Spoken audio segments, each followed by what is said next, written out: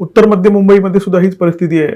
ठाकरे गटाने इथून अनिल देसाई यांना उमेदवारी जाहीर केलेली आहे। अनिल देसाई यांनी इथे पॅराशूटने लँडिंग केलेलं आहे। इथे वर्षा गायकवाड यांचं खूप मोठं काम असल्यामुळे वर्षा गायकवाड यांनाच उमेदवारी मिळेल अशी अपेक्षा काँग्रेस कार्यकर्ते बाळगून होते, परंतु अनिल देसाई यांच्या उमेदवारीमुळे काँग्रेस कार्यकर्त्यांमध्ये प्रचंड नाराजी पसरलेली आहे। उत्तर मध्य मुंबईमध्ये सुद्धा धुसफूस सुरू आहे आणि एकूणच उत्तर पश्चिम मुंबई, उत्तर मध्य मुंबई आणि सांगलीमध्ये जे काही राजकीय चित्र आहे ते पाहिल्यानंतर एक गोष्ट निश्चित आहे की मवियाच्या नेत्यांमध्ये, मवियाच्या पदाधिकाऱ्यांमध्ये आणि मवियाच्या कार्यकर्त्यांमध्ये कोणत्याही प्रकारची एकजूट दिसत नाहीये। लोकसभा निवडणुकीमध्ये मविया जरी कायम राहिली तरी कार्यकर्ते दुसऱ्या पक्षाच्या उमेदवारासाठी काम करतील याची शक्यता शून्य आहे। विक्रम वेताळ या मालिकेमध्ये विक्रम जसा आपला हट्ट सोडत नव्हता तशीच भूमिका उद्धव ठाकरे यांनी घेतलेली आहे। जागा वाटपाबद्दल उद्धव ठाकरे यांनी घेतलेल्या भूमिकेचं वर्णन ताठर या एका शब्दातच होऊ शकतं आणि उद्धव ठाकरे यांच्या ताठरपणामुळे जर महाराष्ट्रामध्ये तिरंगी, चौरंगी किंवा बहुरंगी निवडणुका झाल्या तर त्याचा थेट फटका मवियालाच बसणार आहे आणि मवियाचा बाजार उठणार आहे, अर्थात